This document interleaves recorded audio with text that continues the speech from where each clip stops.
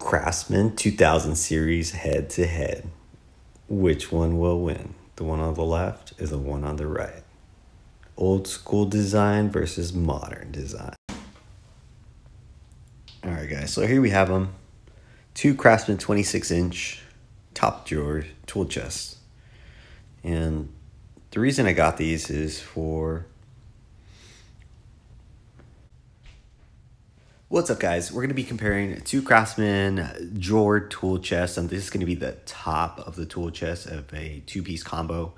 I already have the bottom, and there's just two of the 2000 series, and I couldn't decide which one I would like. As you can see on the left-hand side, we have a 5-drawer. On the right-hand side, we have a 4-drawer. And as far as the hoods, the one on the right has an actual hood with a power strip in it. And on the left-hand side, it has a shallower area, which it's more like a lid construction that comes up. But let's get into it. Instructions on how to remove the box. Pause if you like. Lift with your legs, guys, not with your back. Legs. And here we have it. We have both 2000 series open. It's depicted based off of that sticker on the hutch area or the top area. However you'd like to call it. I'm going to call it the top area, just for matter of ease. Now, I've had 5 minutes to just look at them and open them, and I've read a lot of reviews of people having dings and dents and stuff like that. Now, I did not order these for delivery. I did pick it up at the store. However, I can see how these can get damaged in shipping because these are very heavy. If I had to put a weight on it, maybe the one on the left would be, I don't know, 60, 70 pounds, and the one on the right would be 70, 80 pounds. So it's a significant difference. The one on the right is significantly heavier. And it is a little bit larger as well, as you can tell. Now, right off the bat, aesthetically, I like the one on the right. However, after just opening the drawers, I like the one on the left. And let me show you why. Now, they both are soft close drawers. Both drawers, sets of drawers, hold up to 100 pounds of storage capacity, typically tools. Now, the one on the right, we're gonna close them in the same manner. I don't know if you can tell, however, the one on the left, just the way it closes is, I don't know if you could tell the sound, sounded just smoother, but if you look at this play, up, down, no play, side to side, barely any play. Like I'm moving this thing, but just tugging it, it's pretty tight. Tolerances are tight. It's not a Mako or Snap-on or any of the high-end ones. However, the one on the left, and this holds true for all drawers on this side, not as tight. Up, down, tight, side to side, very loose. And I noticed that there is some type of maybe, now I mentioned that it's not dented of any kind, but it does look, now that I'm looking at it, it does look a little bit, it's not symmetrical. There is an opening here. See if I can catch it. And it looks a little bit smaller on that side versus the right. But more importantly, the drawer itself doesn't exactly open all the way. Kind of just move to the right. So that being said, this one seems to be the one that will get returned. Yet again, just to mention, the comments did mention about the build quality not being as good on the models that they received. So kind of why, or just part of the reasoning of why I bought two. I did mention at the beginning of the video I wanted a top drawer to the bottom, which I'll show you guys is over there. However, I just never got around to buying the top portion of it. But looking at the build quality construction, looks like they both, they're pretty identical. They're pretty much identical.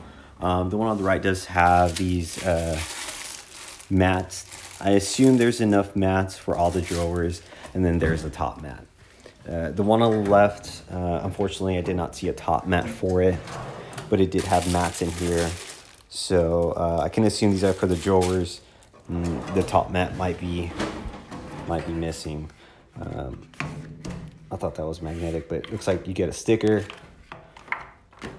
and that one comes with it on. I guess we'll continue with the rest of the features of the two drawers. It's mainly just the one on the right has your USB outlet. And I was reading that there is supposed to be a method to actually grounding. You're supposed to wire in a separate wire for a ground. So just in case the wires get frayed in this unit, you don't get shock when you start touching your toolbox, because metal is conductive. But so I thought that was a little strange because I have a husky toolbox as well, and I do not have to do any of that. But last thing is the method in which they close. They meaning the drawers, and by close I mean lock. So locking mechanism, I tried it at Lowe's. It was a little difficult, but I did not notice this little notch right there. So you pull towards you, slide it over. To the right is unlocked, to the left is locked. So pretty smooth operation, no complaints there. The one on the left, the way this locks is there's a latch right there that actually closes, that actually locks the drawers once you close the top, and opening it unlocks it. So both of them, for both toolboxes, the way that you actually lock up the entire chest is with a set of keys on top of it, and nobody will be able to get in. So in short, that's going to go ahead and conclude the review. Just a quick unboxing. As far as head to head, I would have loved the one on the right. To keep the one on the right just because it's more pleasing. It kind of looks more modern, has that power strip. Really just for aesthetics, but looks like the one on the left has better build quality, better construction. So and more drawers, which is, it's always welcome. But like, share, subscribe. Have a good one, guys. See you next time. But wait, there's more. There's just actually a couple things that I forgot to mention. Starting with I mentioned I had a Husky. I actually have a Cobalt toolbox with the power strip. So there's one thing. A couple features with this one that I forgot to mention was it has handles on both sides and they retract, which is pretty cool. Has a pegboard on the back of that if you'd use it, if you're going to use it.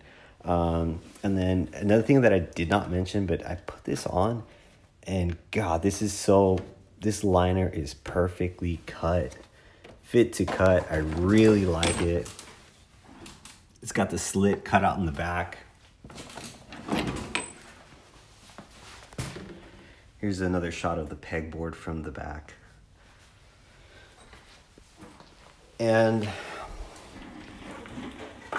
the reason I have the top of the toolbox off is really because this toolbox sits on my bottom drawer, and I was going to use this toolbox on top of whichever top drawer I get. Now, the real unfortunate part of this whole experiment was that the hood almost closes. It's about an inch gap, which I can probably get from maybe cutting that out, maybe notching the toolbox a little bit. I don't know, but it just looks more aesthetically pleasing to the eye there than it would sitting there. Magic, right? Pretty cool.